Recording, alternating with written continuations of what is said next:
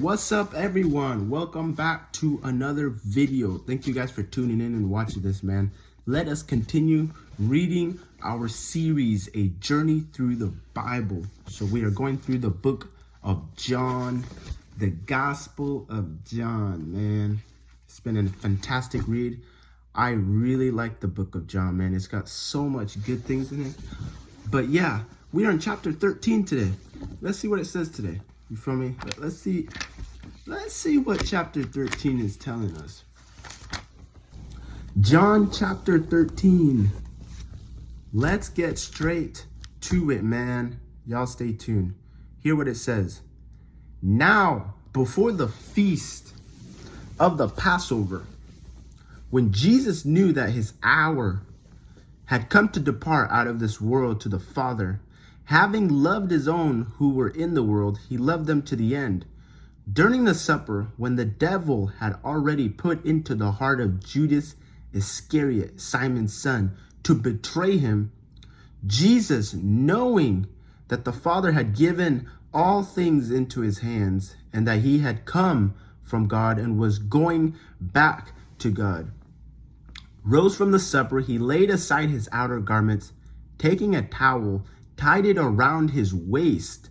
Then he poured water into a basin and began to wash the disciples' feet and to wipe them with the towel that was wrapped around him. He came to Simon Peter, who said to him, "Lord, do you wash my feet?" Jesus answered him, "What I am doing you do not understand now, but afterwards you will understand." Peter said to him, "You shall never wash my feet." Jesus answered him, "If I do not wash you, you have no share with me." Simon Peter said to him, "Lord, not my feet only, but also my hands and my head." Jesus said to him, "The one who has bathed does not need to wash except for his feet, but is completely clean, and you are clean, but not every one of you." For he knew who was to betray him, and that was why he said, "Not all of you are clean." When he had washed their feet and put on his outer garments and resumed his place, he said to them, "Do you understand what I have done to you? You call me teacher and Lord, and you are right, for so I am. If I then, your Lord and teacher, I have washed your feet, you also ought to wash one another's feet. For I have given you an example that you also should do just as I have done to you. Truly, truly, I say to you, a servant is not greater than his master, nor is a messenger greater than the one who sent him. If you know these things, blessed are you if you do them. I am not speaking of all of you. I know whom I have chosen, but the scriptures will be fulfilled. He who ate my bread has lifted his heel against me. I am telling you this now, before it takes place, that when it does take place, you may believe that I am he. Truly, truly, I say to you, whoever receives the one I sent receives me, and whoever receives me receives the one who sent me. Verses 21. After saying these things, Jesus was troubled in his spirit and testified, "Truly, truly, I say to you, one of you will betray me." The disciples looked out at one another, uncertain of whom he spoke. One of his disciples, whom Jesus was cleaning at table, one of his disciples, whom Jesus loved, was reclining at table at Jesus' side. So Peter motioned him to ask Jesus of whom he was speaking. So that disciple, leaning back against Jesus, said to him, "Lord, who is it?" Jesus answered, "It is he to whom I will give this morsel of bread when I have dipped it." So when he had dipped that morsel, he gave it to Judas, the son of Simon Iscariot. Then after he had taken the morsel, Satan entered in him. Jesus said to him, "What you are going to do, do it quickly." Now no one at the table knew why he said these things. Some thought that because Judas had the money bag, Jesus was telling him, "Buy what we need for the feast," or that he should give something to the poor. So after receiving the morsel of bread, he immediately went out, and it was night. Verses 31. Now when he had gone out, Jesus said, "Now is the Son of Man glorified, and God is glorified in him. If God is glorified in him, God will also glorify him in himself, and glorify him at once. Little children, yet a little while I am with you. You will seek me, and just as I said to the Jews, so now I'll also say to you, where I am going, you cannot come. A new commandment I give to you, that you love one another." I like this, man. Y'all listen to this right here. "A new commandment I give to you, that you love one another just as I have loved you. You also are to love one another. By this, all people will know that you are my disciples, if you have love for one another." Verses 36. Simon Peter said to him, "Lord, where are you going?" Jesus answered him, "Where I am going, you cannot follow me now, but you will follow afterwards." Peter said to him, "Lord, why can I not follow you?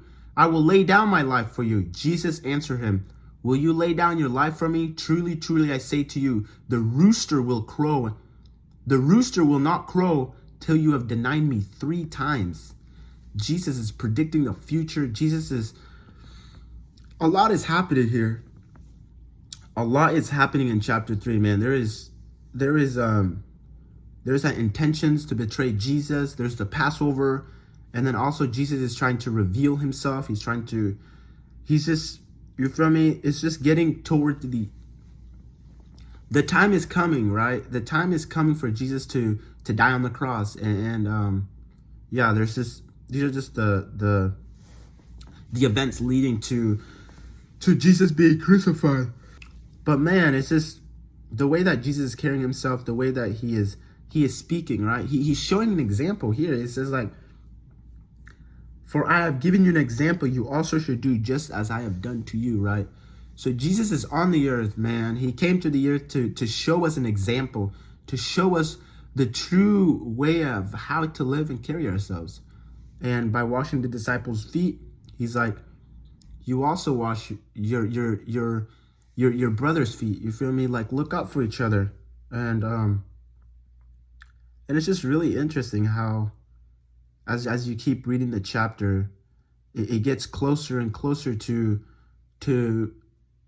Judas Judas betraying God, betraying Jesus. And if y'all like go back and read it, I mean, it's right here. Let's just go back, right?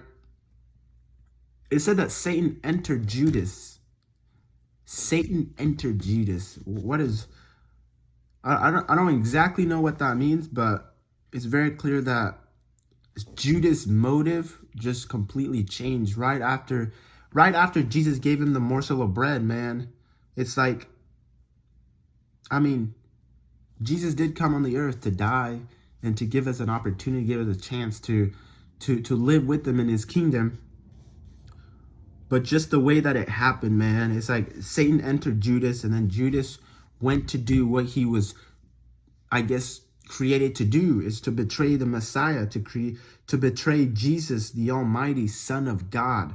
Man, what a crazy, bro. Imagine betraying Jesus, man.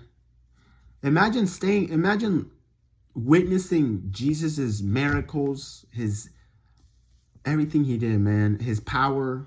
You feel me? Jesus revealed himself multiple times as the Son of God, right? Imagine witnessing all that, and then like at the end of it, you end up betraying him and turning him over to the enemy. That's crazy, bro. That is crazy. But yeah, man, I like the ending of this. You feel me? "A new commandment I give to you, that you love one another just as I have loved you. You also are to love one another. By this, all people will know that you are my disciples, if you have love for one another," man. It's all about love, man. It's all about expressing your love and showing your love, and it's the way we carry it, man. That's really what changed. That's really what separates us from other people, is just the way that we love each other. You feel me? The way that we care for each other, right? And And yeah, man, John chapter 3, there's a lot in it, a lot to unpack, but I appreciate y'all for tuning in and watching this, man. And I will catch y'all in the next video, man. Y'all stay tuned to this. Chapter 14 is good. Y'all cannot miss chapter 14. Y'all cannot miss chapter 14. We are coming to the end of John, man. And yeah, let's just continue grinding and just keep striving, man. That's the ultimate goal is to ultimately see our lives change and also change other people's lives. You feel me? That is the whole reason of this, man.